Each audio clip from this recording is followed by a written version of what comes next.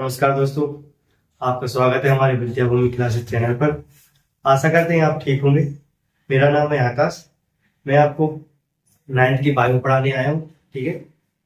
मैंने यूट्यूब पर आपका फर्स्ट चैप्टर डाल दिया है। इसका नाम है सेल। ठीक है, आप वो देखिए पहले। और दूसरा चैप्टर क्या है आपके 9th क्लास का? टिश्यू। टिश्यू को हिंदी में क्या बोलते हैं? इसको ऊतक बोलते हैं। ठीक है, ये हम हिंदी मीडियम में पहले कवर करेंगे और फिर इसके बाद जब हिंदी मीडियम में पूरा हो जाएगा फिर इंग्लिश मीडियम में आपको क्लास आएगी। ठीक है, तो पहले चैप्टर हमने सेल पढ़ा था। ठीक है, अगर आपने वो क्लास नहीं देखी है तो आप पहले जाके वो क्लास देखिए। ठीक है, और फिर आके आप ये नेक्स्ट चैप्टर स्टार्ट करिएगा, तब आपको थोड़ा अच्छा क्लियरिटी मिलेगी। ठीक है, समझने में। ठीक है, और आपको ये वीडियो आपकी जो फर्स्ट चैप्टर है वो उसकी डिस्क्रिप्शन में आपको लिंक मिल जाएगी, आप जाके वहां पर देखिए और फिर आप नेक्स्ट चैप्टर पे आइए। ठीक है।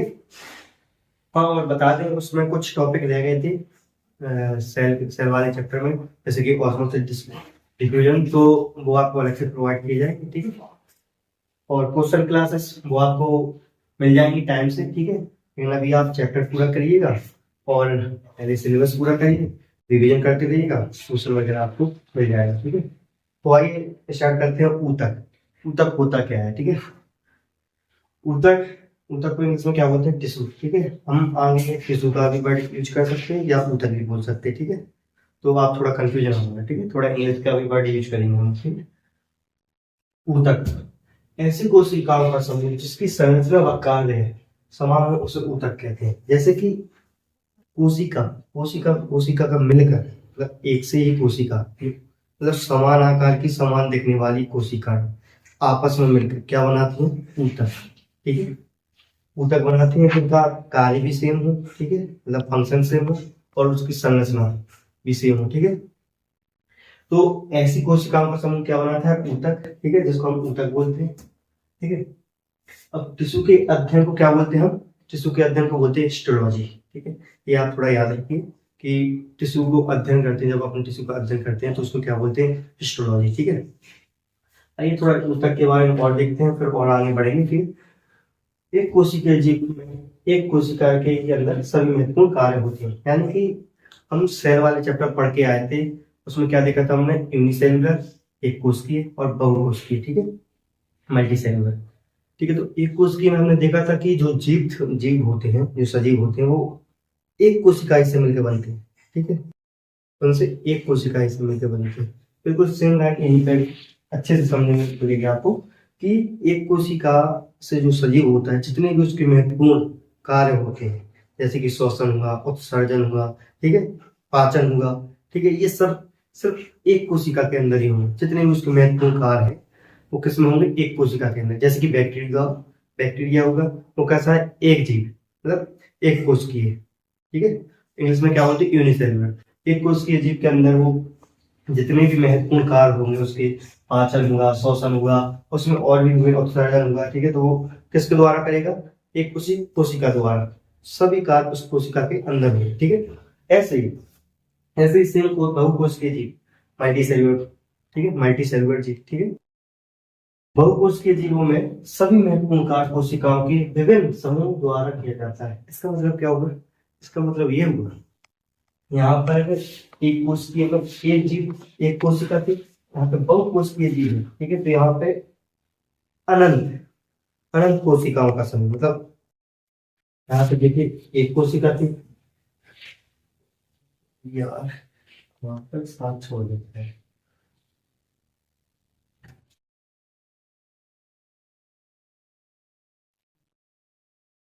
देखिए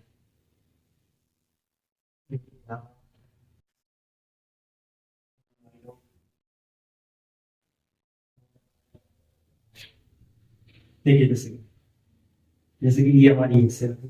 ठीक है, और ये हमारी cell cell cell cell cell cell cell. ठीक है, ये एक सेल रही, ये क्या रही?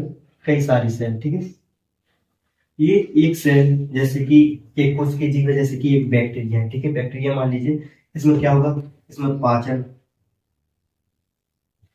पाचन भी इसमें होगा। ठीक है, श्वसन श्वसन भी इसमें होगा। ठीक है, उत्सर्जन वगैरह सब इस कोशिका के अंदर ही होगा, ठीक है। और अब रही बात बहुकोशिकीय जीव की, बहुकोशिकीय जीव में क्या है, ये हम ऊतक की डेफिनेशन क्या थी, ऐसी कोशिकाओं का समूह जिसकी संरचना व आकार है, ये जो कोशिका है इनकी संरचना सभी एक ही जैसी होगी, ठीक है। एक ही जैसे संरचना की कोशिका आपस में मिलकर क्या बनाएंगी, ऊतक बनाएंगे, ठीक है। ऊतक बनाएंगे और ऊतक आपस में मिलकर क्या बनाते हैं, अंग, ठीक है, जो हमारे अंदर के ऑर्गन है ना वो बनाते हैं, ठीक है। तो जो कार्य हो रहा है जैसे कि श्वसन हुआ, लंग्स से मिलकर हो रहा है, ठीक है, जो श्वसन होगा, तो वो बहुकोशिकीय जीव कैसा कैसा हो रहा है, उससे कोशिका मिलकर ऊतक बना रहा है, ऊतक मिलकर वो अंग बना रहा है, लंग्स बना रहा है। तो जितने भी इसके महत्वपूर्ण कार्य है वो कौन बना रहा है, बहुकोशिकीय जीव, समझ रहे हैं आप, ठीक है।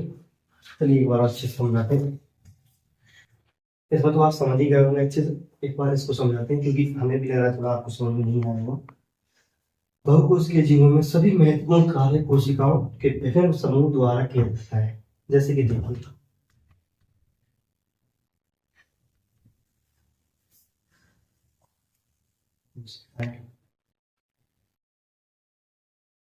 कोशिकाएं का समूह सब ऊतक बोलते हैं, ठीक है।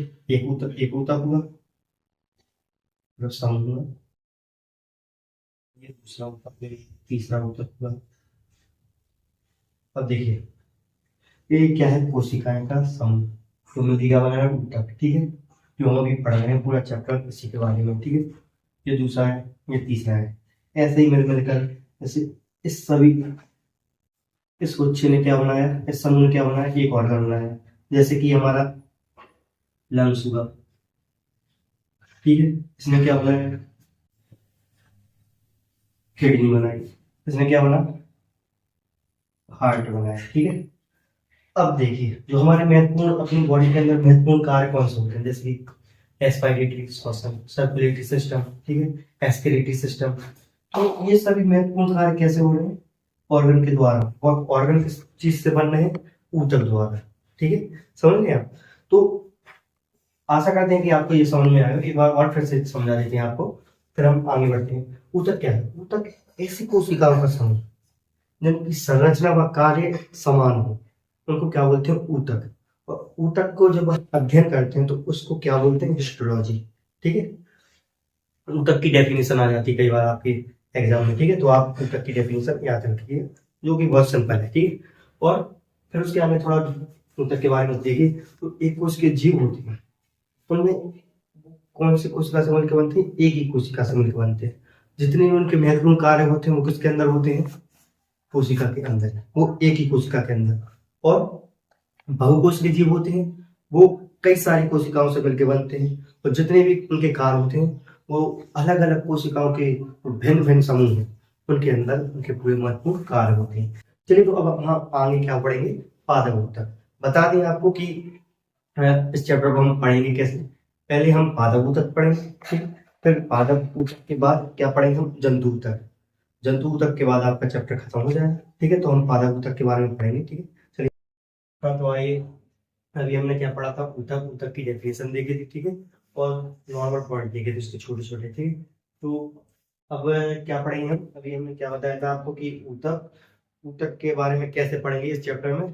तो पहले पादप ऊतक पढ़ रहे हैं अपन, ठीक है, फिर इसके बाद जंतु ऊतक पढ़ेंगे, ठीक है, यानी कि एनिमल टिश्यू, ठीक है। तो पहले हम क्या पढ़ेंगे, प्लांट ऊतक, ठीक है, प्लांट टिश्यू पढ़ेंगे। तो पादप ऊतक हम कैसे पढ़ेंगे, एक चार्ट के हिसाब से हम देखेंगे कि कैसा क्या, कौन से टॉपिक कब आएगा, कौन सा टॉपिक कब, ठीक है। तो पहले पादप ऊतक में पढ़ेंगे हम विभ्जियोतक ऊतक, ठीक है, फिर स्थायी ऊतक पढ़ेंगे यानी कि परमानेंट टिश्यू, ठीक है। इसको विभ्जियोतक ऊतक को क्या बोलते हैं हम इंग्लिश में, मेरिस्टेमेटिक टिश्यू, ठीक है। इंग्लिश में भी आप याद रखिएगा, ठीक है, क्योंकि कई बार आप हिंदी में हिंदी नाम याद करना थोड़ा डिफिकल्ट होता है, तो आप इंग्लिश में भी नाम याद रखिएगा, ठीक है, तो थोड़ा सिंपल होता है, ठीक है। आपको इंग्लिश और हिंदी में दोनों में नाम लिखे मिलेंगे आपको, ठीक है। इसको क्या बोलते हैं, विभ्जियोतकी ऊतक को मैथमेटिक टिश्यू बोलते हैं। इसके कितने भाग होते हैं, तीन, ठीक है, थ्री टाइप होते हैं, जो क्या होते हैं, शीर्षस्थ, विभ्जियोतक, ठीक है, सॉरी थोड़ा, विभ्जियोतक। तो अभी हमने क्या पढ़ा था, ऊतक पढ़ा था, ऊतक के बारे में देखा था कि ऊतक की डेफिनेशन क्या होती है, ठीक है। तो अब हम क्या देखेंगे, पादप, जो हमने बोला था कि पादप हमारा नेक्स्ट टॉपिक रहेगा।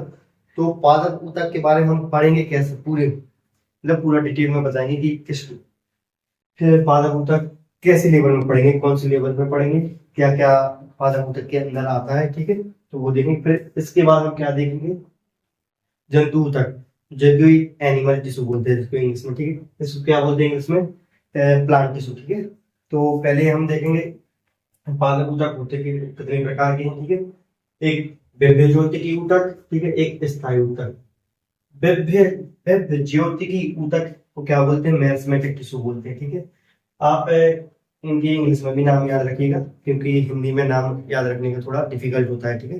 कई बार भूल जाते हैं आप कि हिंदी में इसको क्या बोलते हैं, थोड़ा याद करने में थोड़ा डिफिकल्ट लेवल होती है, ठीक है। तो आप इंग्लिश में भी थोड़ा याद रखिएगा, ठीक है। तो आपको आगे प्रॉब्लम नहीं होगी, ठीक है। और स्थायी ऊतक को क्या बोलते हैं, परमानेंट टिश्यू बोलते हैं, ठीक है। तो पहले दिव्य ज्योति के ऊतक को में देखेंगे, पहले एपिकल मेरिस्टेमेटिक टिश्यू, ठीक है। इसको हिंदी में क्या बोलते हैं, शीर्षस्थ दिव्य ज्योतक, ठीक है। शीर्षस्थ दिव्य ज्योतक, ठीक है, एपिकल मेरिस्टेमेटिक टिश्यू। इसके बारे में हम आगे पढ़ेंगे, ठीक है। ये सिर्फ दिव्य ज्योतिकी के ऊतक के टाइप है, ठीक है। पार्श्वीय दिव्य ज्योतक, इसको लेटरल मेरिस्टेमेटिक टिश्यू बोलते हैं, ठीक है। अंतर्वृष्ट दिव्य ज्योतक, इंटरकैलरी मेरिस्टेमेटिक टिश्यू, ठीक है। अब ये दिव्य ज्योतिकी के पूरे टाइप हैं जो हम आगे कवर कर रहे होंगे, ठीक है। इसमें से जो भी आपको दिया है वो आप आगे कवर कर रहे होंगे, कुछ भी नहीं छूटेगा आपका, आप प्रॉब्लम नहीं लीजिए, ठीक है। ये क्या है, परमानेंट टिश्यू। परमानेंट टिश्यू तीन प्रकार के होंगे, एक तो एपिडर्मिस, ठीक है, एपिडर्मिस ऊतक, एक सरल स्थायी ऊतक यानी कि सिंपल परमानेंट टिश्यू, ठीक है। सिंपल परमानेंट टिश्यू तीन प्रकार के होते हैं, पेरेन्काइमा, कोलेन्काइमा, स्क्लेरेन्काइमा, ठीक है। और एक और प्रकार का ऊतक कौन सा, जटिल स्थायी ऊतक, ठीक है। एक स्थायी ऊतक में कितना हो गया, सरल स्थायी ऊतक हो गया, ठीक है। अब क्या है, जटिल स्थायी ऊतक, इसको सॉलिड परमानेंट टिश्यू बोलते हैं। ये दो प्रकार के होते हैं, आपने नाम भी सुना होगा, जाइलम एंड फ्लोएम, ठीक है। आइए एक बार और देख बता देते हैं इसको। स्थायी ऊतक तीन प्रकार का होता है, ठीक है। पहला एपिडर्मिस ऊतक, सरल स्थायी ऊतक, एक जटिल स्थायी ऊतक, ठीक है। सरल स्थायी ऊतक तीन प्रकार का होता है, पेरेन्काइमा, कोलेन्काइमा, स्क्लेरेन्काइमा। जटिल स्थायी ऊतक कितने प्रकार का, दो प्रकार का होता है, जाइलम और फ्लोएम, ठीक है। अब आइए नेक्स्ट टॉपिक स्टार्ट करते हैं। अब क्या रहेगा हमारा टॉपिक, दिव्य ऊतक के बारे में पढ़ेंगे पहले हम, उसके टाइप्स पढ़ेंगे पूरे। फिर इसके बाद कि इसके फंक्शन क्या होते हैं, कहाँ पाया जाता है, ये सब हम देखेंगे। फिर इसके बाद हम देखेंगे ये स्थायी ऊतक के बारे में पढ़ेंगे, ठीक है। और इतना कुछ पढ़ने के बाद आपका पादप ऊतक आधे से आधा चैप्टर खत्म हो जाएगा और आपका एनिमल टिश्यू स्टार्ट हो जाएगा। तो चलिए दिव्य ऊतक स्टार्ट करते हैं।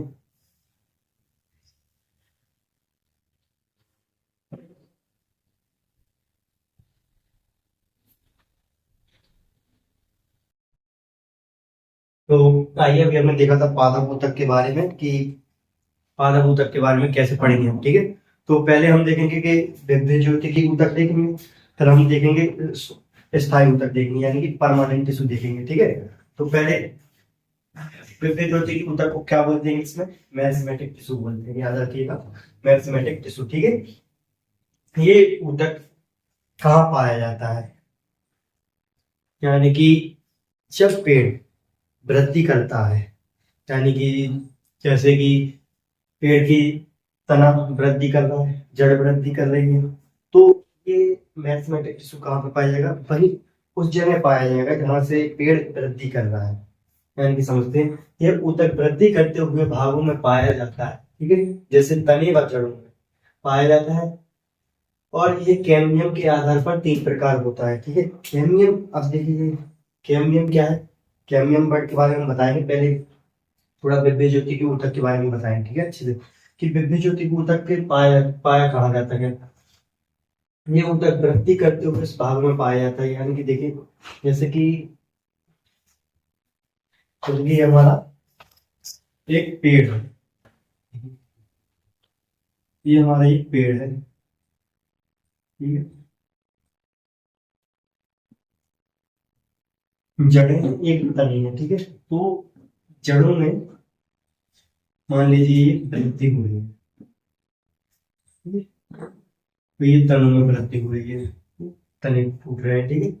तो जब ये जड़ों में वृद्धि हो रही है तो किसके द्वारा हो रही है? विद्युत ज्योति की ऊतक के द्वारा, मैग्नेटिक टिश्यू के द्वारा ये क्या हो रही है? वृद्धि पेड़ की, ठीक है। ऐसे ही बिल्कुल सेम तने में भी, तने में क्या होता है? वृद्धि जब पत्ते जैसे आप देखते हैं पेड़ को कि ये छोटा पेड़ होता है वो बड़ा हो जाता है, वो किसके द्वारा होता है? Magnetic tissue. क्योंकि मैग्नेटिक टिश्यू वहां पे पाया जाता है, कहाँ पाया जाता है? जहां पे पेड़ वृद्धि करता है, ठीक है। तो आइए इसके कैम्बियम के आधार पर 3 प्रकार के होते हैं। तो कैम्बियम, तो ये कैम्बियम के आधार पर 3 प्रकार का होता है। कौन होता है? विद्युत ज्योति की ऊतक कैम्बियम के आधार पर 3 प्रकार का होता है। अब कैम्बियम क्या है?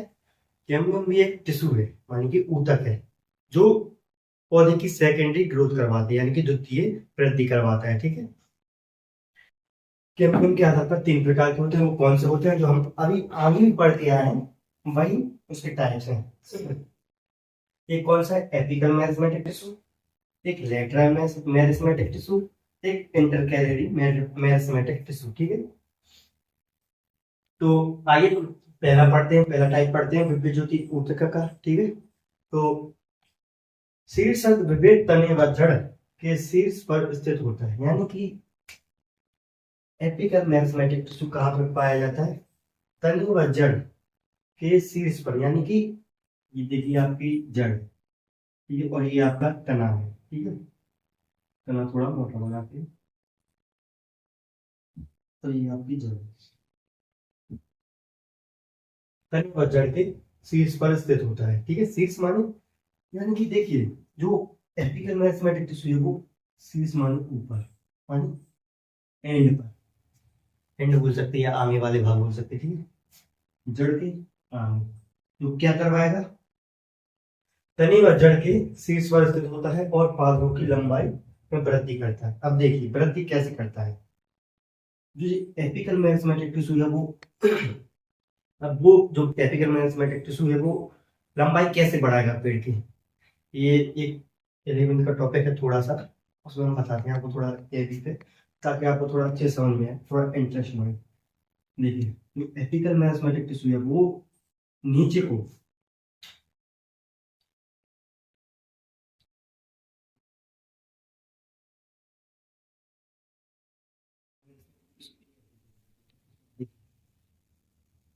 ये जो एपिकल मेरिस्टेमेटिक टिश्यू है वो टिश्यू कहाँ पे बनाएगा? मतलब ऊपर की ओर बनाएगा या नीचे की ओर बनाएगा? तने का एपिकल मेरिस्टेमेटिक टिश्यू ऊतक नीचे की ओर ढकेलेगा। कैसे? नीचे की ओर। जब ये नीचे की ओर धकेलेगा ना तो तना ऊपर की ओर बढ़ेगा, ठीक है। बिल्कुल सेम एज इट इज। ऐसे एपिकल मेरिस्टेमेटिक टिश्यू रूट में, यानी कि जड़ में जो टिश्यू होता है वो नीचे की ओर नहीं ऊपर की ओर ढकेलेगा, ताकि जड़ें और मतलब अंदर जा सके। समझ रहे हैं आप? कि जब तना है, तने को बढ़ना है तो एपिकल मेरिस्टेमेटिक टिश्यू उसको दबाएगा, यानी ऊतक नीचे की ओर जाएंगे ताकि लंबाई और बढ़ेगी, ठीक है, लंबाई बढ़ेगी। ऐसे सेम ये धरती है, सतह, सतह के अंदर जड़ है। अब जड़ में जो एपिकल मेरिस्टेमेटिक टिश्यू है वो ऊतक नीचे की ओर ले जाएगा या ऊपर की ओर, मतलब ऊपर की ओर वृद्धि करवाएगा या नीचे की ओर ऊतक का वृद्धि करवाएगा। तो जड़ों में एपिकल मेरिस्टेमेटिक टिश्यू ऊपर की ओर वृद्धि करेगा ताकि जड़ नीचे की ओर धस सके, ठीक है। आशा करते हैं आपको थोड़ा समझ में आया होगा, ठीक है। एक बार और पॉइंट देखते हैं। शीर्षक विविध तने व जड़ के शीर्ष पर स्थित होता है और पादपों की लंबाई में वृद्धि करता है, ठीक है। पार्श्वीय विभ्यजोतक ऊतक, यानी कि lateral meristematic tissue, lateral meristematic tissue, ठीक है। पार्श्वीय या कैम्बियम तने व जड़ों के सतह पर स्थित रहता है और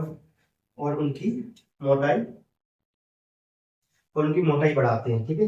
अभी हमने देखा था कि कैम्बियम के आधार पर 3 प्रकार के थे, ठीक है, विभ्यजोतक ऊतक, जो 3 प्रकार के हम देख रहे हैं। अब एक हमने पॉइंट बताया था आपको कि कैम्बियम क्या करता है? द्वितीय ग्रोथ करवाता है, किसकी? पौधे की, ठीक है। द्वितीय वृद्धि करवाता है। और कब होती है द्वितीय वृद्धि? जब जब पेड़ की ग्रोथ, मतलब पेड़ की ग्रोथ बढ़ेगी, यानी कि पेड़ जब मोटा होगा तब उसकी वो सेकेंडरी ग्रोथ कहलाएगी। वो कौन करवाएगा? पार्श्वीय विभेजोतक टिश्यू और कैम्बियम मिलकर उसकी सेकेंडरी ग्रोथ करवाएंगे। ठीक है, देखिए पार्श्वीय या कैम्बियम तने व जड़ों की सतह पर स्थित रहता है। कहाँ पर स्थित रहता है? सतह पर। देखिए थोड़ा डायग्राम के माध्यम से समझाएंगे तो आपको थोड़ा और अच्छे से समझ आएगा। ठीक है,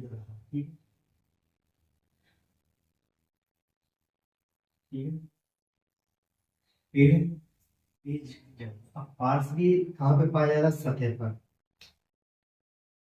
सतह पर पाया जाएगा। तो ये देखिए सतह पर कैम्बियम और पार्श्वी ऊतक पाया जा रहा है, जो इसकी क्या करेंगे? जो इसकी मोटाई बढ़ाएंगे। ठीक है, जड़ों की मोटाई बढ़ाएंगे।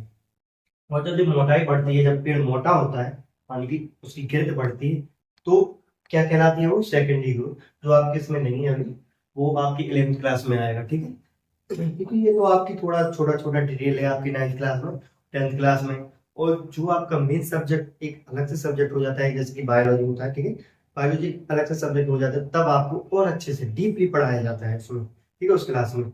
अभी तो आपको सिर्फ इतना है कि आपको ये सिर्फ नींव भरी है। अब अपन घर बनाते हैं ना, तो घर बनाने से पहले हम उसकी नींव भरते हैं, समझ रहे हैं? ताकि घर आगे और अच्छे से टिका रहे।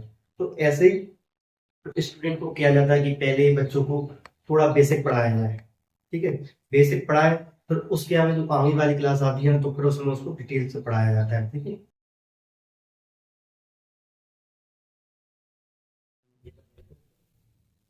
आपको एक दो पॉइंट समझना है।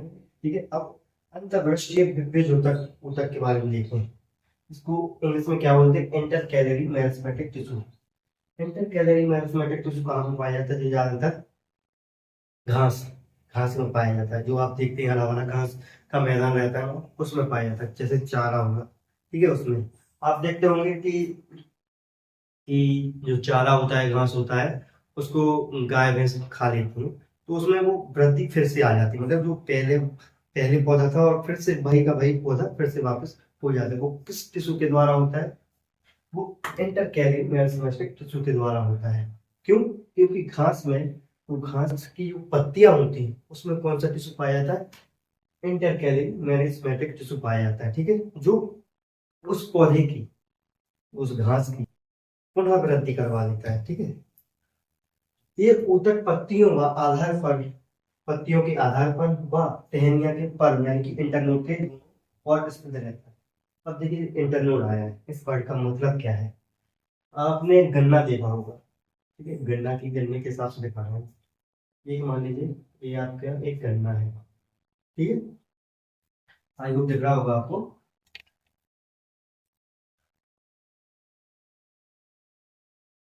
एक गन्ना, यहाँ से एक पत्ती निकली, यहाँ से एक पत्ती निकली, यहाँ से एक पत्ती निकली। ठीक है, ये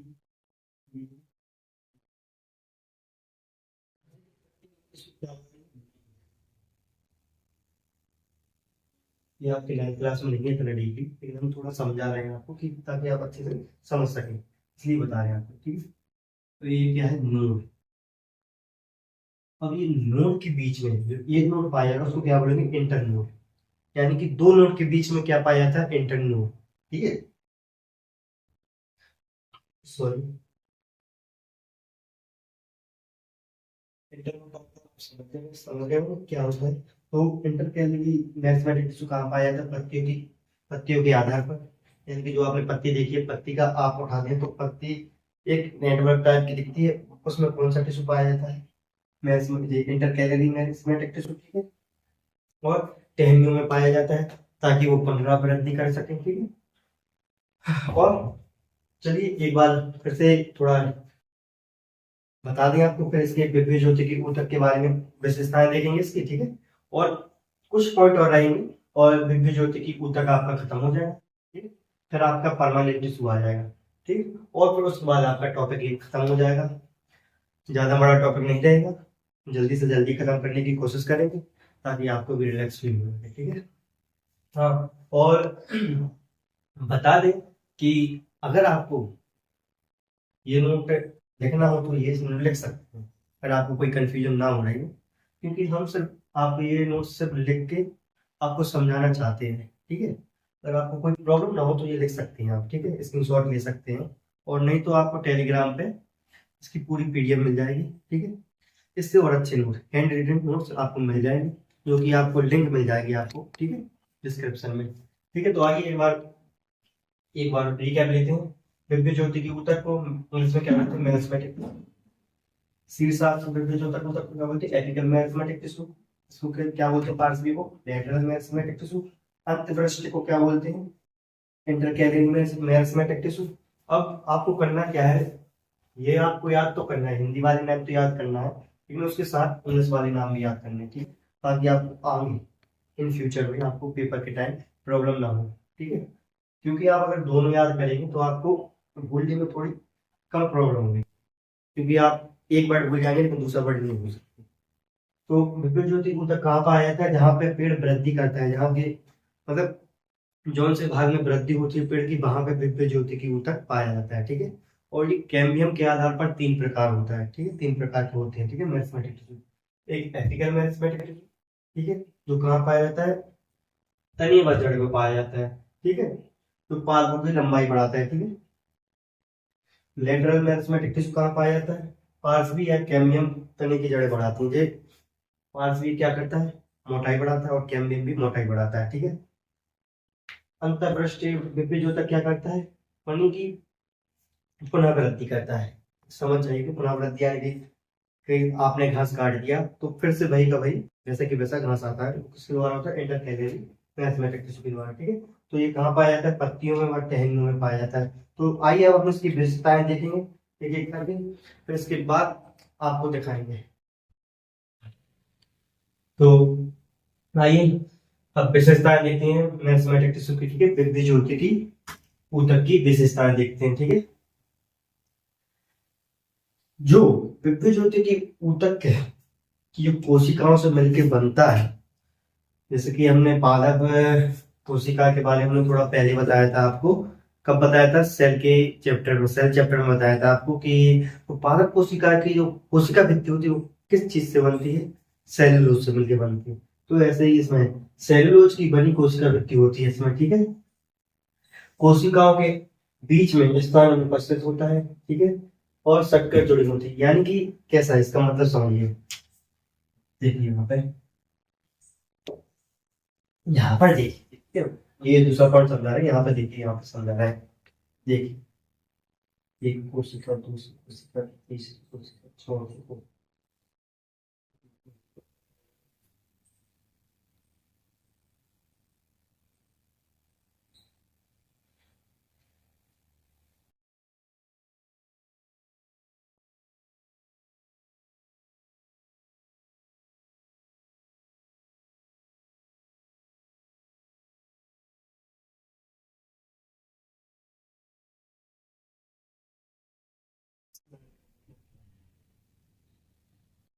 कोशिकाओं के बीच में स्थान अनुपस्थित होता है, यानी कि ये देखिए कोशिका है, कोशिका इतनी इतनी टाइटली अटैच रहती है, मतलब एक दूसरे से सटकर इतनी टाइटली होती है ताकि उनके बीच में कोई स्थान ही नहीं रहता है। इसलिए बोलते हैं कि कोशिकाओं के बीच में स्थान अनुपस्थित होता है। किसमें? मैथमेटिक टिश्यू के अंदर जो कोशिकाएं होती हैं वो इस प्रकार किससे जुड़ी होती हैं? कैसे? इस प्रकार से जुड़ी होती है कि उसमें जो स्पेस होता है सेल्स के बीच में वो नहीं पाया जाता है, ठीक है। कोशिकाएं कैसे होती हैं? गोल होती हैं, अंडाकार होती हैं, या आयताकार होती हैं, ठीक है। कोशिका द्रव्य गाढ़ा होता है और काफी मात्रा में पाया जाता है। अब कोशिका द्रव्य क्या होता है? अगर आपने अगर आपने सेल का चैप्टर पढ़ा होगा तो आपको बहुत ही अच्छे से समझ में आ रहा होगा कि कोशिका द्रव्य की किस बारे में बात कर रहे हैं हम, ठीक है। और नहीं भी पढ़ा है तो चलिए कोई बात नहीं, आप वो चैप्टर जो वीडियो है, जो चैप्टर है वो आप पूरा करके आइए, ठीक है, तब आपको ये चैप्टर और अच्छे से समझ में आएगा। तो हम बता देते हैं आपको ताकि आपको इसमें कोई प्रॉब्लम ना हो। कोशिका द्रव्य यानी कि जो आपकी एक कोशिका है, ठीक है, कोशिका के अंदर एक केंद्र के बाहर जो कोशिका के अंदर जितना भी द्रव होता है वो क्या कहलाता है? कोशिका द्रव्य कहलाता है, ठीक है। कोशिका कैसा? कोशिका द्रव्य गाढ़ा होता है, यानी कि पतला नहीं, गाढ़ा होता है, ठीक है, और काफी मात्रा में पाया जाता है, ठीक है। एक नाभिक होता है, नाभिक माने केंद्रक होता है, ठीक है, एक इसमें, वो कैसा होता है, बड़ा केंद्रक पाया जाता है विभ्रजोतक ऊतक में। अब इसके विभ्रजोतक ऊतक की कार्य देखते हैं। ठीक है, लगातार विभाजित होकर नई कोशिकाएं पैदा करना और पादपों की लंबाई और चौड़ाई में वृद्धि करना इसका कारण होता है। क्या होता है, जो पादप होती है यानी कि पेड़ में लंबाई मोटाई यानी कि चौड़ाई बढ़ाना, ये सब उसके क्या होते हैं, विभ्रजोतक ऊतक के कारण होते हैं। ठीक है, यानी कि देखिए आप कहाँ कहाँ पाया, ये एज्यूम कीजिए एक पेड़ है। ठीक है, ये नीचे का भी पेड़ आप एज्यूम कीजिए कि जड़ वगैरह है। ठीक है, अब देखिए ये सतह सबसे ऊपर है, यानी कि सबसे ऊपर वाले मिड पॉइंट पे। ठीक है, कहाँ, ऊपर वाले पॉइंट पे। ठीक है, क्या पाया जा रहा है, एपिकल मेरिस्टेमेटिक टिश्यू पाया जाता है। ठीक है, और अभी हमने बताया था इंटरनोड, तो ये कहाँ पाया जा रहा है, इंटरनोड पे कौन सा टिश्यू पाया जा रहा है, इंटरकैलरी मेरिस्टेमेटिक टिश्यू पाया जा रहा है। और ये स्क्वेरियम की सतह है, यानी कि पेड़ की सतह, सतह पे क्या है, लेटरल मेरिस्टेमेटिक टिश्यू। ठीक है, ये नाम से भी पता चला, लेटरल माने सतह मतलब बगल का, लेटरल। ठीक है, एपिकल माने ऊपर, इंटरकैलरी माने बीच में। ठीक है, तो आइए एक बार फिर से एक बार रिकैप देते हैं ताकि आपको थोड़ा अच्छे से समझ में आए। तो विभ्रजोतक ऊतक की विशेषताएं देखेंगे, सेलुलोज की कोशिकाएं बनी रहती हैं। ठीक है, कोशिका वृद्धि होती है, कोशिका के बीच में इसमें कोई भी मतलब कोई भी जगह नहीं बची रहती है, क्योंकि ये सटीकली मानी कि बहुत ही सटीक जुड़ी रहती है। ठीक है, और कोशिका गोल व अंडाकार व आयताकार होती है। ठीक है, और इसमें जीव द्रव्य पाया जाता है, वो भी गाढ़ा। ठीक है, जीव द्रव्य पाया जाता है, वो भी काफी मात्रा में, और एक नाभिक पाया जाता है, वो आकार में बड़ा रहता है। ठीक है, बस कार्य के लिए विभ्रजोतक ऊतक के लगातार विभाजित होकर नई कोशिकाएं पैदा करना होता है। ठीक है, इसको नई कोशिका पैदा करता है। ठीक है, जिससे पादप की लंबाई और चौड़ाई में वृद्धि हो सके। ठीक है, और ये हमने देखी है, इसका डायग्राम थोड़ा ऐसा ही था, सब डायग्राम था। ठीक है, तो अगर आपने अभी तक अगर सब्सक्राइब नहीं किया हो तो आप सब्सक्राइब कीजिएगा, क्योंकि हम आपके लिए बहुत ही मेहनत कर रहे हैं और आपको दिख भी रही होगी। अभी आपको समझ में नहीं आ रहा होगा, लेकिन एक टाइम ऐसा होगा कि आपको अच्छे से समझ में आएगा, क्योंकि जब आप अपना 100% देंगे तो आपको और अच्छे से समझ में आएगा। ठीक है, क्योंकि जैसे छोटी छोटी क्लास में रहते हैं तो हम थोड़ा उसको मतलब डीपली नहीं रहते हैं, जैसे ही मजाक में छोड़ देते हैं कि भाई 9th क्लास ही तो है, 10th क्लास ही तो है, 11th ही तो है, क्या पढ़ना, हटाओ। और जब वो टाइम बर्बाद हो जाता है फिर बाद में क्या होता है, बाद में अफसोस करने के अलावा कुछ नहीं रहता हमारे पास कि काश हम उस टाइम पे हम पढ़ लेते तो आज हमें ये अफसोस करने का टाइम नहीं जाता। ठीक है, तो आशा करते हैं कि आप अच्छे से पढ़िएगा, क्योंकि आप समझते हैं कि भाई हम तो फ्रीडम है, घर वालों से हमें फ्रीडम मिला है तो हम सब करेंगे, सब करने के अलावा सिर्फ पढ़ाई को छोड़कर और सब करेंगे, फोन चलाएंगे, घूमेंगे फिरेंगे, मस्त खाना खाएंगे, खाना आपको घर से मिल जाता होगा और घूमने का फिर बात ही अलग है। तो इसी मामले में अपन क्या करते हैं, सिर्फ पढ़ाई को भूल जाते हैं। पढ़ाई कब याद आती है आपको, पेपर के टाइम पढ़ाई याद आती है। ठीक है, और जब आप क्या करते हैं, सिर्फ अफसोस करते हैं, साल भर आपने क्या किया, ओनली घूमे फिरे, यस करे। ठीक है, बाद में सोचते हैं यार पढ़ लेते, काश मम्मी या पापा की बात मान लेते, क्योंकि जब रिजल्ट आता है ना तब पता चलता है क्या होता है। तो चलिए हम ज्यादा मोटिवेट नहीं देंगे आपको, चलो हम लोग पतली वेट करेंगे। तो आइए नया टॉपिक स्टार्ट करते हैं। क्या है, परमानेंट टिश्यू।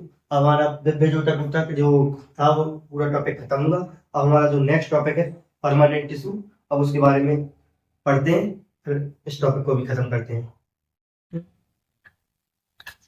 चलिए, तो विभ्रजोतक ऊतक के बारे में हम अभी पढ़ के आए हैं, तो अब इसके बाद इसका नया टॉपिक कौन सा है, स्थायी ऊतक यानी कि परमानेंट टिश्यू के बारे में हम पढ़ेंगे। ठीक है, तो परमानेंट टिश्यू होता क्या है, ये बनता कैसे है, जो हम विभ्रजोतक ऊतक पढ़ के आए हैं, क्या जो अभी हम विभ्रजोतक ऊतक पढ़ के आए उसकी खास विशेषता क्या थी, कि वो विभाजित करता था, यानी कि उसमें वृद्धि करने की उसमें क्षमता थी। तो विभ्रजोतक ऊतक उत्पन्न होते हैं जो कि लगातार विभाजित होते हैं, क्योंकि जो विभ्रजोतक ऊतक लगातार उत्पन्न होते हैं यानी कि लगातार विभाजित करते रहते हैं, तो विभ्रजोतक ऊतक की जो लगातार विभाजित करने की क्रिया होती है वो रुक जाए, यानी कि जो कोशिका विभाजित हो रही है और फिर अचानक से वो रुक जाए तो किसका रूप ले लेगी, परमानेंट टिश्यू का ले लेगी। ठीक है, तो आइए बात उसकी डेफिनेशन देखते हैं। ये उन विभेद ऊतक से उत्पन्न होता है जो कि लगातार विभाजित होते हैं और बाद में विभाजित करना रुक जाती है। ठीक है, ये उन विभेद ऊतक से उत्पन्न होती है जो कि लगातार विभाजित होते हैं। ठीक है, यानी कि जो हम विभेद ऊतक पढ़ के आए हैं जो लगातार विभाजित कर रहे थे। ठीक है, और बाद में विभाजित करना रुक जाते हैं। ठीक है, तब विभाजित करना रुक जाते हैं। ठीक है, सही है। तब ये किसका रूप ले लेते हैं, विभेदोतक जब विभाजित करना रुक जाते हैं तो किसका रूप लेते हैं, स्थायी ऊतक यानी कि परमानेंट टिश्यू का रूप ले लेते हैं। ठीक है, इनका आकार व मोटाई निश्चित होती है। ठीक है, स्थायी ऊतक की क्या होती है विशेषता, इनका आकार और मोटाई निश्चित होती है। ये जीवित या मृत दोनों हो सकते हैं, यानी कि जिंदा भी रह सकता है इसका टिश्यू और मरा भी रह सकता है टिश्यू। ठीक है, सिंपल लैंग्वेज में। और इन ऊतक की कोशिकाओं में व्यक्तिका पाई जाती है, यानी कि वैक्यूल पाया जाता है।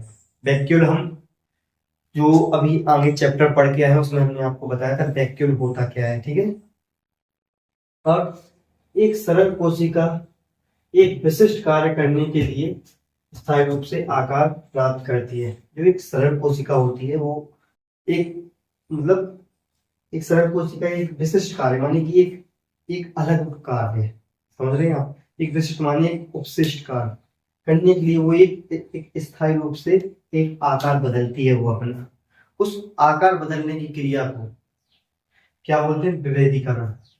अब आपसे पेपर में पूछेगा कि विभेदीकरण होता क्या है, तो आपको क्या लिखना है, एक ऐसी सरल कोशिका जो विशिष्ट कार्य करने के लिए अपना आकार स्थायी रूप से आकार बदलती है उसे विभेदीकरण कहते हैं। ठीक है, इस क्रिया को विभेदीकरण कहते हैं।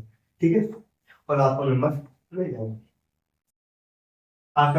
आकृति के आधार पर स्थायी ऊतक दो प्रकार के होते हैं। ठीक है, अब देखिए सरल ऊतक के बारे में पढ़ते हैं। ठीक है, सरल सिंपल और सॉलिड के बारे में। ठीक है, सरल ऊतक ये केवल एक ही प्रकार के कोशिकाओं से मिलकर बनते हैं। ठीक है, कैसे, सरल ऊतक को पहले तो सिंपल टिश्यू बोलते हैं। ठीक है, सरल ऊतक बनते कैसे हैं, सरल ऊतक एक ही जैसे यानी कि सिमिलर सेल से मिलकर बनते हैं। ठीक है, ये दो प्रकार के होते हैं। कौन से, एक संरक्षी ऊतक, आई होप आपको दिख रहा होगा यहाँ पे,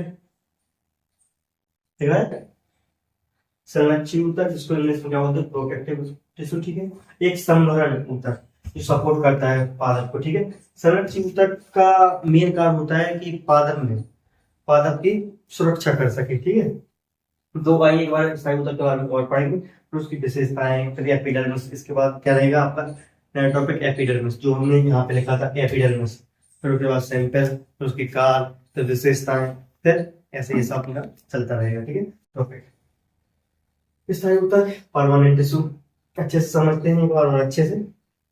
तो जो भी आप मैथमेटिक टिश्यू पढ़ दिया है वो आपने उसकी एक विशेषता थी कि वो विभाजित करता था। ठीक है, क्या करता था, विभाजित। और जब विभाजित करना रुक जाए तो किसका रूप ले लेगा, परमानेंट टिश्यू का रूप ले लेगा। ठीक है, ये उन विभेदोतक ऊतक से उत्पन्न होता है। कैसे उत्पन्न होता है परमानेंट टिश्यू, उन विभेदोतक ऊतक से उत्पन्न होता है जो विभाजित करने की क्रिया रोक दे। ठीक है, क्योंकि विभाजित करने की क्रिया रुक जाए वो परमानेंट टिश्यू का रूप ले लेती है। ठीक है, इनका आकार और मोटाई निश्चित होती है। ये जीवित या मृत दोनों हो सकते हैं। ठीक है, पॉइंट याद रखिएगा, क्योंकि एक पॉइंट में ही हमने उसमें देखिए कितने पॉइंट निकालते। एक पॉइंट ये रहा आपका, ये जीवित या मृत दोनों हो सकते हैं। ठीक है, ये दूसरा पॉइंट है, ये तीसरा पॉइंट है। एक पॉइंट में आपको 3 पॉइंट मिल रहे हैं। ठीक है, ये हम इसलिए बता रहे हैं आपको कि एक पॉइंट में देखिए 3 पॉइंट है, ताकि आपको थोड़ा अच्छे से समझ में आए, क्लियरिटी हो। ठीक है, और आपकी क्योंकि आपको ऑब्जेक्टिव क्वेश्चन नहीं करने हैं, आपको अभी थ्योरी क्वेश्चन करने हैं, आपको थ्योरी लिखना है। ठीक है, पेपर में, तो इसलिए आपको थोड़ा थ्योरी बेस पढ़ाया जा रहा है। ठीक है, इनका आकार और मोटाई निश्चित होती है। इनकी जीवित या मृत दोनों हो सकते हैं, ये जिंदा भी हो सकती है या मरी भी हो सकते हैं। ठीक है, इन ऊतक की कोशिकाओं में रिक्तिकाएं पाई जाती हैं। रिक्तिका का मतलब वैक्यूल पाए जाते हैं, ठीक है। वैक्यूल माने कि जो जैसे पादप कोशिका होती है, पादप कोशिका में एक वैक्यूल माने कि पाउच पाया जाता है, ठीक है, जो कि कोशिका का 90% एरिया घेरता है, ठीक है। एक सरल कोशिका एक विशिष्ट कार्य करने के लिए, जो एक सरल कोशिका है वो एक विशिष्ट कार्य मतलब यानी कि जैसे कि हम एक हमारा जैसे लंग्स हुआ, वो एक विशिष्ट कार्य कर रहा है, क्या कर रहा है, शोषण करवा रहा है, ठीक है। तो शोषण करवा रहा है, तो ऐसे ही एक सरल कोशिका, ठीक है, एक सरल कोशिका एक विशिष्ट कार्य करने के लिए स्थायी रूप से आकार प्राप्त करती है, तो उसको क्या बोलते हैं, विभेदीकरण, विभेदीकरण बोलते हैं, ठीक है। आकृति के आधार पर स्थायी ऊतक दो प्रकार के होते हैं, ठीक है। अब सरल ऊतक के बारे में देखते हैं। सरल ऊतक से केवल एक कोशिका से मिलकर बनता है, जो कि दो प्रकार का होता है, एक संरक्षी और एक संभरण ऊतक होते हैं। संरक्षी का काम है प्रोटेक्ट, का संरक्षी ऊतक यानी कि प्रोटेक्टिव टिश्यू।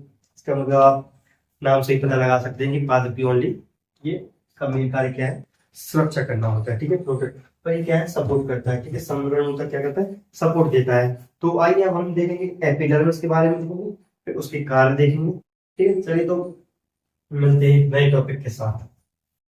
चलिए तो आइए, अब हमारा नया टॉपिक है जो है एपिडर्मिस, ठीक है।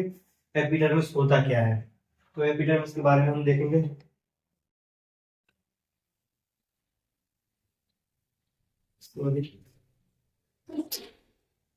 सॉरी, थोड़ा जुकाम है, गाना बोला था, हेल्थ थोड़ी डिस्टर्ब चल रही है। एपिडर्मिस क्या होता है, पौधे की सभी भागों, पौधे के सभी भागों जैसे कि पत्तियां, फूल, जड़, तना की सबसे ऊपरी परत क्या कहलाती है, एपिडर्मिस। यानी कि जो पत्ती है, तना है, जड़ है, ठीक है, जितने भी पेड़ में भाग है, ठीक है, उन सभी भागों की सबसे ऊपरी परत क्या कहलाती है, एपिडर्मिस, ठीक है। एपिडर्मिस को, एपिडर्मिस देखिए, एपिडर्मिस कहलाती है, और ये क्यूटिकल से ढकी होती है। एपिडर्मिस जो परत होती है वो किस चीज से ढकी होती है, कौन से पदार्थ से ढकी रहती है, क्यूटिकल। और ये क्यूटिकल क्या है, क्यूटिकल क्या है, एक तरल पदार्थ है, ठीक है। सॉरी भाई थोड़े, और ये क्यूटिकल से ढकी होती है। क्यूटिकल एक मोम जैसा पदार्थ होता है, कैसा, एक मोम जैसा तरल पदार्थ होता है। तो कहाँ से निकलता है, एपिडर्मिस उसको निकालता है। क्यूटिकल को कौन निकालता है, एपिडर्मिस निकालता है, मतलब इस तरह करता है, ठीक है। एपिडर्मिस के कार्य के लिए कुछ ज्यादा नहीं, आपके पौधे की सुरक्षा प्रदान करता है पौधे को, ठीक है। जब एपिडर्मिस से ऊपरी सतह पर पाया जाए तो ये सुरक्षा प्रदान नहीं करेगा, ठीक है। एपिडर्मिस की क्यूटिकल परत बांस को उत्सर्जन को रोकती है, यानी कि बांस के उत्सर्जन को कैसे रोकती है, कि जो पेड़ के अंदर जो पानी होता है, जो भाप बन के बाहर निकलता है, वो उसको रोकता है, और जो एपिडर्मिस की क्यूटिकल लेयर है, ठीक है। अगर एपिडर्मिस की क्यूटिकल लेयर वाष्प उत्सर्जन को रोक दे, वाष्प उत्सर्जन को रोक दे, यानी कि पानी निकलने को ना रोके, ठीक है। कोई थोड़ा मुश्किल हो जाता है, ठीक है, स्टार्ट करते हैं, कंटिन्यू। तो क्यूटिकल अगर पानी बाहर यानी कि भाप बाहर निकलने को ना रोके तो क्या होगा, पेड़ मुरझा जाएगा या सूख जाएगा, ठीक है। यानी कि पेड़ पूरी तरह से खत्म हो जाएगा, पानी नहीं मिलेगा, पानी बाहर निकलता जाएगा, तो पेड़ पूरी तरह से मर जाएगा या मुरझा जाएगा, ठीक है। स्टोमेटा द्वारा गैस गैस के आदान प्रदान में वह वाष्प उत्सर्जन में सहायता करते हैं। अब ये स्टोमेटा क्या है, स्टोमेटा देखिए क्या है, ये क्या है, लीफ है, ठीक है। अब लीफ से क्या होगा, लीफ में ये छोटे छोटे स्टोमेटा पाए जाते हैं,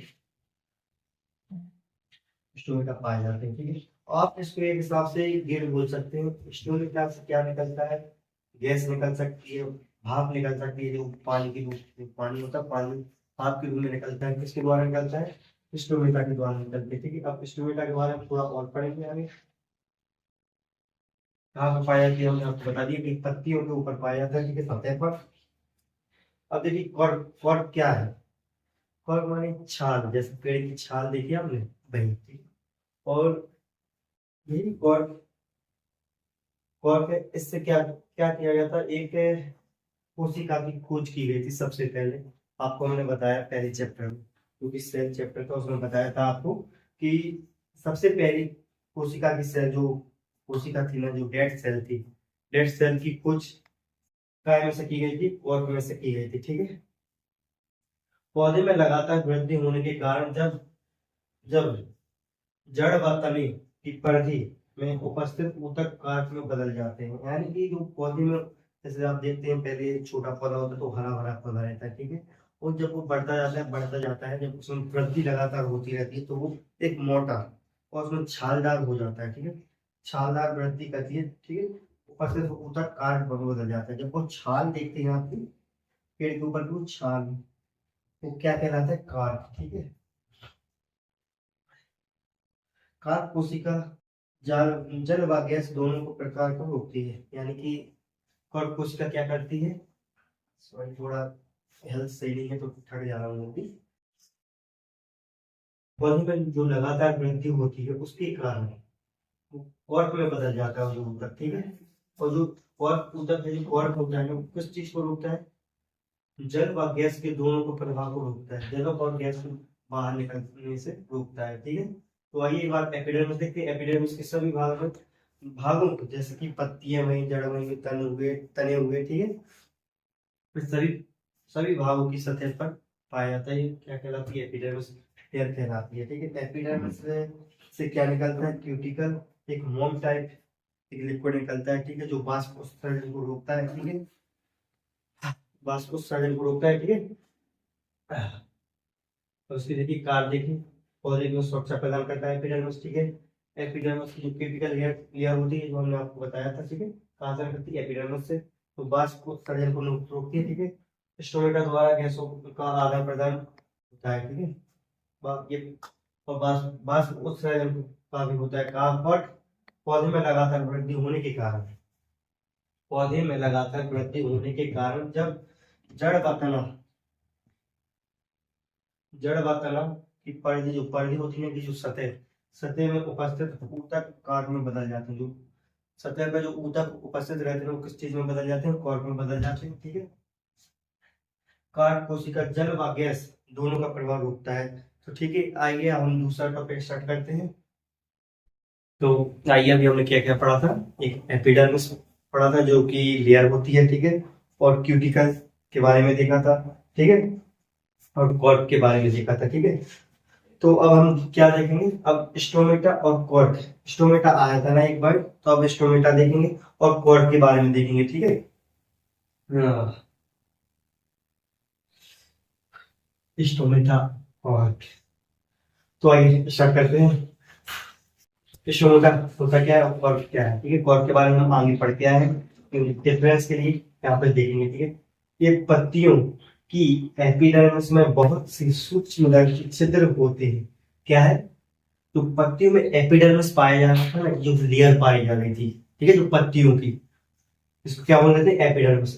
एपिडर्मिस के अंदर एक छोटे छोटे सूक्ष्म छिद्र होते हैं, जिसको क्या बोलते हैं? स्टोमेटा बोलते हैं। ठीक है, जो कि वृक्क के आकार की गाढ़ कोशिकाओं से घिरी होती है, स्टोमेटा कहलाती है। वृक्क मान क्या होता है? किडनी। ठीक है, कैसे होती है? वृक्क के आकार की,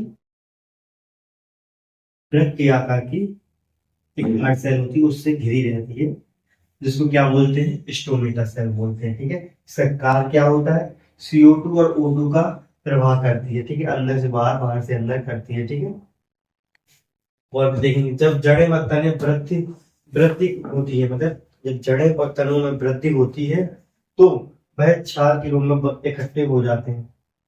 यानी कि जो जड़ें व तने में जो ऊतक पाए जाते हैं, जो लगातार वृद्धि करते जाते हैं, वो किस रूप में बदल जाते हैं? छाल में बदल जाते हैं। ठीक है, जिसको क्वार्क बोलते हैं। इनके बीच से कोई भी पदार्थ का प्रभाव नहीं होता है। ठीक है, तो आइए अब स्टोमेटा के डायग्राम देखते हैं। स्टोमेटा देखिए ये कैसा है? ओपन स्टोमेटा है। ठीक है, ये स्पेस दिख रहा है, ये क्या है? स्टोमेटा ओपन है। ठीक है, ये किस प्रकार का शेप लग रहा है? शेप लग रहा है आपको एक ब्रैक, यानी कि किडनी जैसा शेप लग रहा है आपको। ठीक है, और ये क्या है? Close stomata.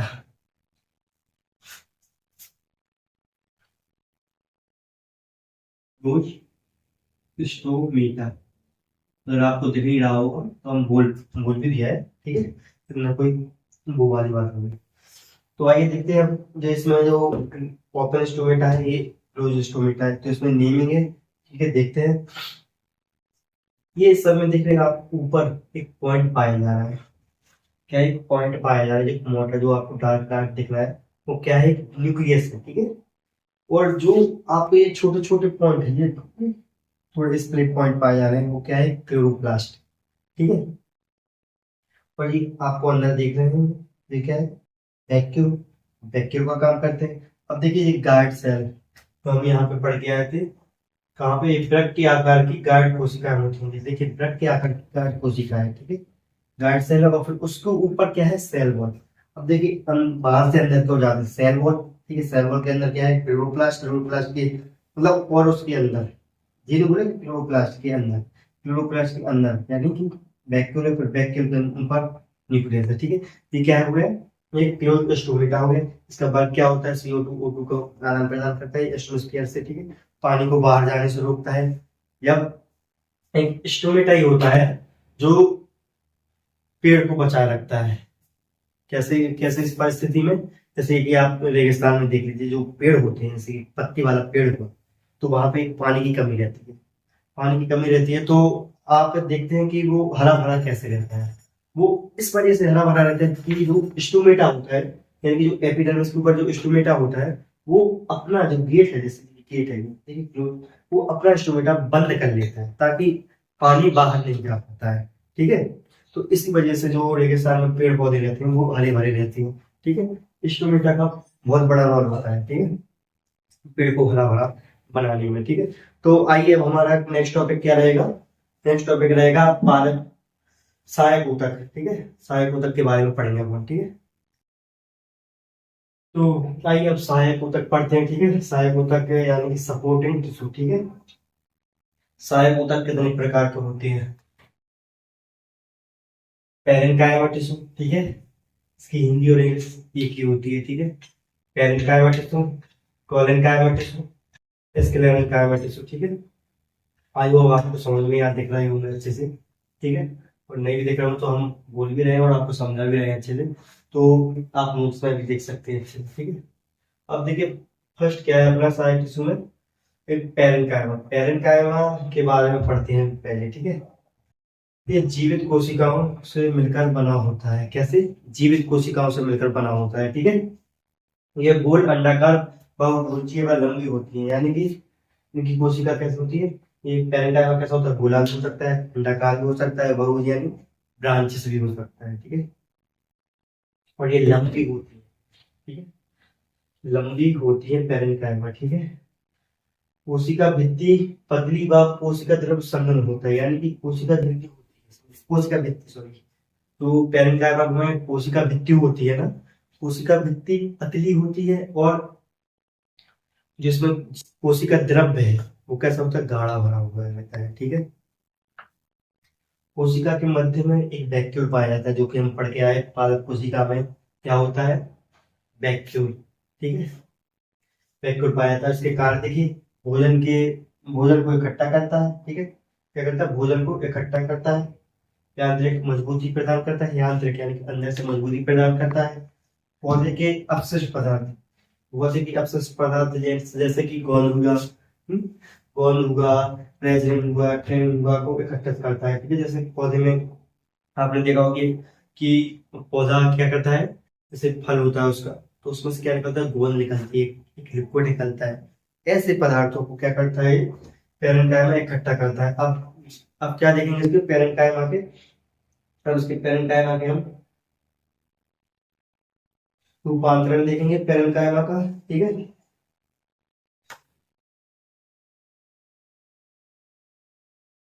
आइए तो पैरेन्काइमा का रूपांतरण देखते हैं कि पैरेन्काइमा में जब क्लोरोप्लास्ट होता है तो क्या होता है।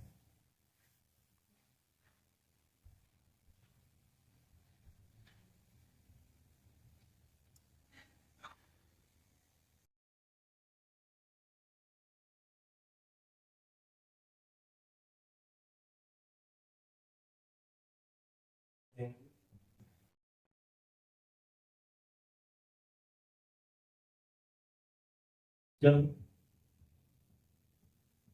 पेरेंकाइमा में जब पेरेंकाइमा में क्लोरोप्लास्ट उपस्थित होता है तो ये विकास करने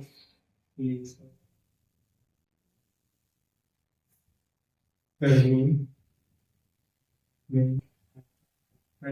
मदद प्रकाश संश्लेषण कराता है।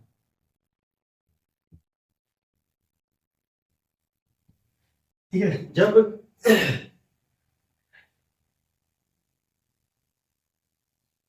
जब पेरेंकाइमा कोशिका में क्लोरोप्लास्ट उपस्थित होता है तो क्या होता है, उसमें हरा रंग देता है।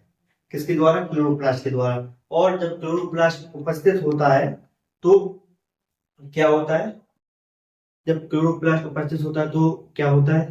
प्रकाश संश्लेषण होता है। वो पेरेंकाइमा में जब क्लोरोप्लास्ट आ जाए तो क्या कहलाता है? क्लोरेंकाइमा।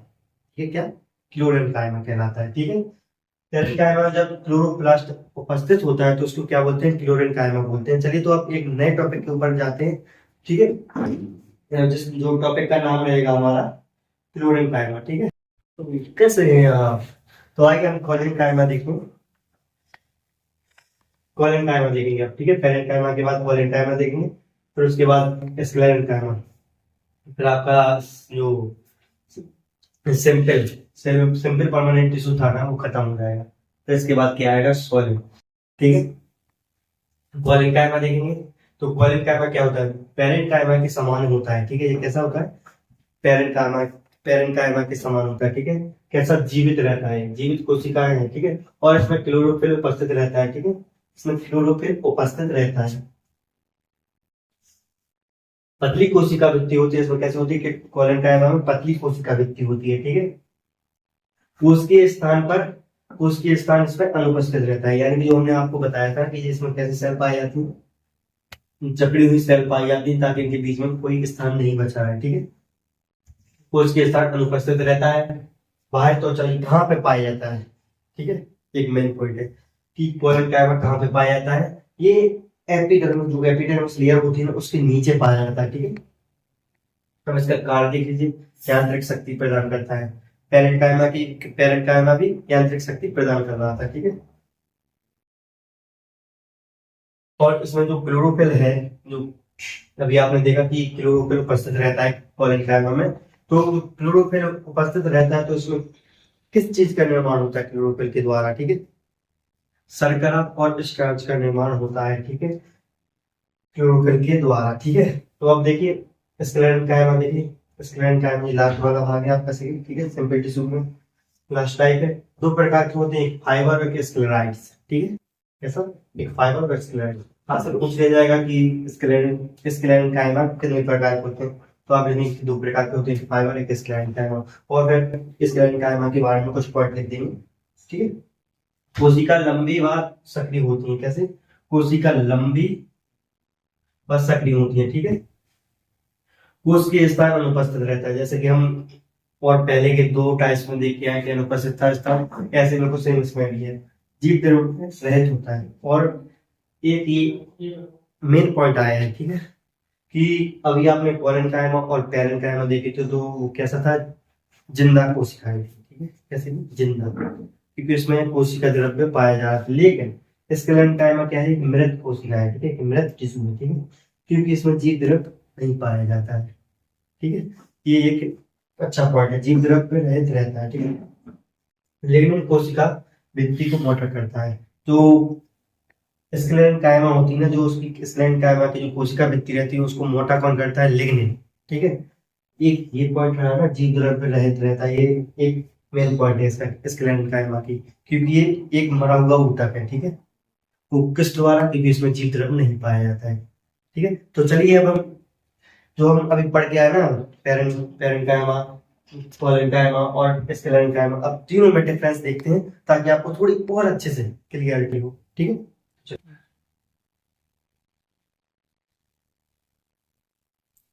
हम्म,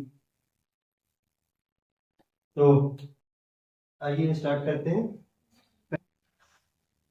तो आइए अब हम देखेंगे उन तीनों में जो तीन टाइप थे ना सिंपल टिश्यू के, पैरेन्काइमा, कॉलेनकाइमा, स्क्लेरेन्काइमा, इन तीनों टाइप में डिफरेंस देखेंगे जो अभी तक हम पढ़ के आए हैं। ठीक है, पहले देखेंगे हम पैरेन्काइमा के पूरे पार्ट पढ़ेंगे, फिर कॉलेनकाइमा के पढ़ेंगे, फिर स्क्लेरेन्काइमा के पढ़ेंगे, फिर डिफरेंस दिखा देंगे। ठीक है, तो आइए स्टार्ट करते हैं। पैरेन्काइमा की पतली कोशिका वृत्ति होती है। कैसे कोशिका वृत्ति कैसे होती है? पतली पैरेन्काइमा की। ठीक है, कोशिका द्रव संघन होता है, यानी कि गाढ़ा कोशिका द्रव होता है, और पैरेन्काइमा कैसा रहती है? जीवित। ठीक है, ये लिविंग टिश्यू है। ठीक है, इसमें रिक्तिका बड़ी व मध्य में पाई जाती है, यानी कि जो बैक्टीरिया होता है, जो पैरेन्काइमा की जो सेल सेल में वो बड़े आकार का होता है और जो मध्य में पाई जाती है। ठीक है, और भोजन संचित करता है, यानी कि ये भोजन को इकट्ठा भी करता है और बनाता भी है। कुछ कोशिकाएं प्रकाश संश्लेषण करती हैं पैरेन्काइमा की। ठीक है, और कोशिकीय स्थान उपस्थित रहता है। ठीक है, कॉलेन्काइमा के बारे में देखें, कोशिका वृत्ति मोटी व पतली होती है, यानी कि समांतर रूप से, असमांतर रूप से मोटी और पतली होती है, दोनों प्रकार की होती है। ठीक है, कोशिका वृत्ति कम संघन जीवित रहती है, लेकिन इसमें जो गाढ़ापन रहता है, इसमें गाढ़ापन कम होता है। ठीक है, लेकिन जीवित रहती है भाई। ठीक है, क्या करें इसको निर्माण भी हो गया, कम संघन जीवित रिक्तिका होती है, लेकिन छोटी बात एक तरफ होती है, यानी कि जैसे एक जो कोशिका है,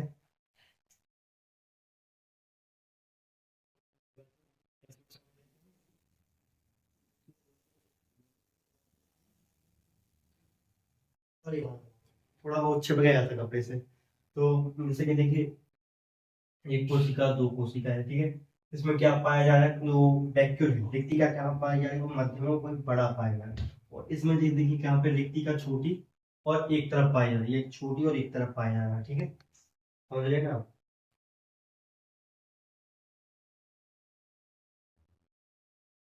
और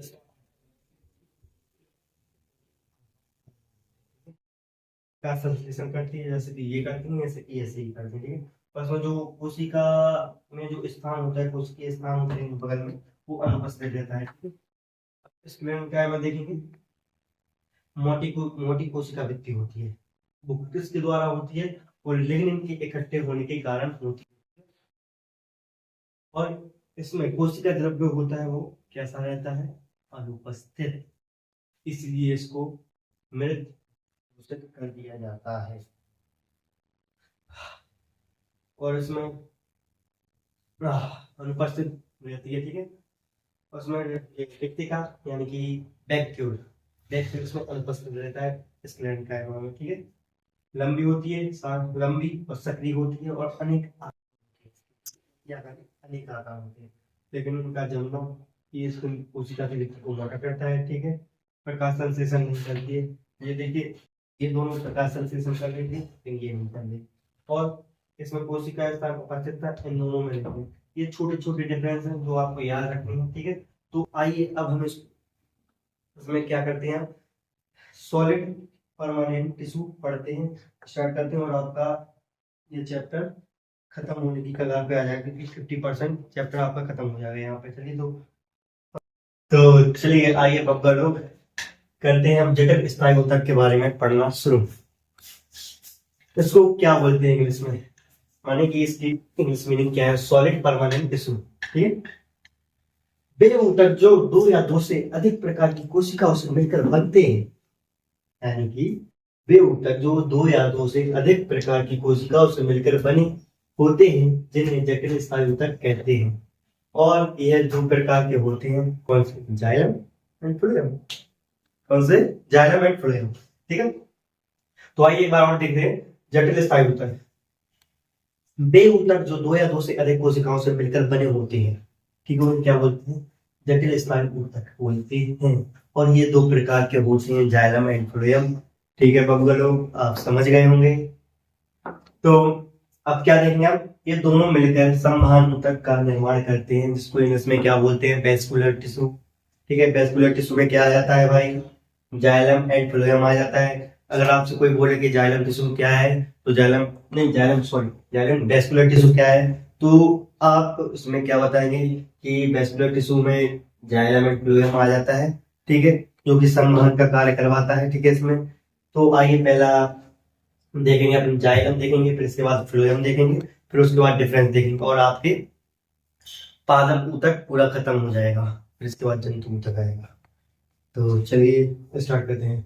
जाइलम, यह ऊतक पादपों में मृदा से जल व खनिज का संवहन करता है, और ये 4 प्रकार की कोशिकाओं से मिलकर बनता है। यानी कि सीधी सीधी लैंग्वेज में देखेंगे कि जाइलम का कार्य क्या है, एक डेफिनेशन है, ठीक है। तो ये ऊतक पादपों में, तो मृदा होती है ना, मृदा से जड़, यानी कि जड़ जो मृदा में रहती है, जड़ द्वारा पानी व खनिज ले जाता है और ऊपरी वाले भाग में देता है, यानी कि जो सतह के ऊपर वाले तने पत्ती सब पूरे भाग में जाइलम जल व खनिज का परिवहन करवाता है, ठीक है। तो आप सोचते होंगे कि इतना लंबा पेड़ है तो उसमें ऊपर तक पानी कहाँ से, किस चीज से जाता है, तो वो किस चीज से जाता है, जाइलम द्वारा जाता है, ठीक है। अब आगे से कंफ्यूजन ना रखना, अगर आपसे कोई पूछता है, कोई बोलता है कि भाई इतने ऊपर मोटर से पानी जा रहा है, तो कई पेड़ में कैसे पानी जा रहा है, तो बता दीजिएगा कि जाइलम द्वारा पानी जा रहा है नीचे से ऊपर तक। कितना ही बड़ा पेड़ हो जाए, कितना ही ऊंचा वाला पेड़ हो जाए, तो किसके द्वारा पानी जाएगा ऊपर, जाइलम के द्वारा। और ये 4 प्रकार की कोशिकाओं से मिलकर बनता है, ठीक है। तो अभी हम इनकी कोशिकाओं का नाम देखेंगे और इनके बारे में हम एलिमेंट्स में पढ़ेंगे। क्यों अभी हम इसके बारे में इसलिए नहीं बताएंगे आपको, ताकि आपको और कंफ्यूजन ना हो, ठीक है। क्योंकि वैसे भी आपको चैप्टर में कंफ्यूजन क्रिएट करते हैं ऐसे चैप्टर, ठीक है। क्योंकि जो कोई थ्योरी बेस होते हैं वो उसमें आपको कंफ्यूजन होती है कि क्या याद करें क्या नहीं याद करें, ठीक है। फिर आपको एक आगे जब पेपर आएगा ना, तो जब आपको चैप्टर देखेंगे तो फिर उसमें कई बार आपको यही प्रॉब्लम होगी कि ये याद करें कि ये याद करें, ठीक है। थ्योरी थ्योरी रहेगी, तो आपको ये इनके, इसीलिए हम इसको नाम बता रहे हैं, इसके ज्यादा डीपली नहीं जा रहा है। तो देखिए, जाइलम 4 प्रकार की कोशिकाओं से मिलकर बनते हैं। एक बाह्यनिका कोशिका, ठीक है, जिसको जाइलम ट्रैकिंग्स बोलते हैं। एक बाहिका, जिसको जाइलम वेसल्स बोलते हैं। एक जाइलम पेरेन्काइमा, ठीक है, और एक जाइलम फाइबर। तो इन चारों कोशिकाओं से मिलकर क्या बनता है, जाइलम, जिसके द्वारा पेड़ में खनिज व जल ऊपर की ओर और परिवहन करता है, ठीक है। तो अब इसके बारे में हम फ्लोएम के बारे में पढ़ेंगे, फिर उसके बाद उसके डिफरेंस देखेंगे और फिर आगे बढ़ेंगे, ठीक है। तो वही अभी हमने जाइलम के बारे में पढ़ा था और अब हम फ्लोएम के बारे में पढ़ेंगे, ठीक है। तो फ्लोएम क्या है, ये ऊतक पादपों में निर्मित भोज्य पदार्थ का संवहन करता है, और यह 4 प्रकार की कोशिकाओं से मिलकर बनता है। तो अभी हमने जाइलम देखा था, जाइलम क्या कर रहा था, उसका कार्य क्या था।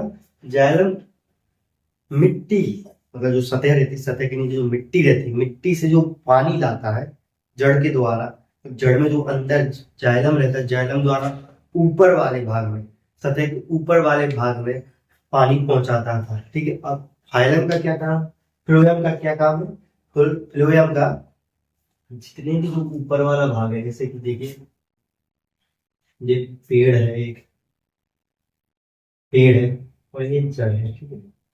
अब जितना भी ये ग्रीन ग्रीन वाला भाग हुआ है, जैसे पत्ती हुआ, ठीक है, पत्ती में क्या बनेगा, खाना, प्रकाश संश्लेषण हुआ, प्रकाश संश्लेषण के द्वारा इसमें क्या बन रहा है, जो भोज्य पदार्थ होता है वो निर्मित हो रहा है, ठीक है। तो अब देखिए, जो खाना बनेगा वो ऊपर वाले भाग में बना, अब खाना तो देखो ऊपर और नीचे दोनों जगह चाहिए भोज्य पदार्थ, ठीक है। ये तो नहीं कि ऊपर वाला ऊपर ने बनाया तो ऊपर ही खा के खत्म कर दो, ठीक है, इंसानों के जैसा, समझ रहे हो। इंसान एक खुदगर्ज इंसान होता है, ठीक है, जो केवल अपना ही सोचता है, सिर्फ पापा मम्मी कुछ को।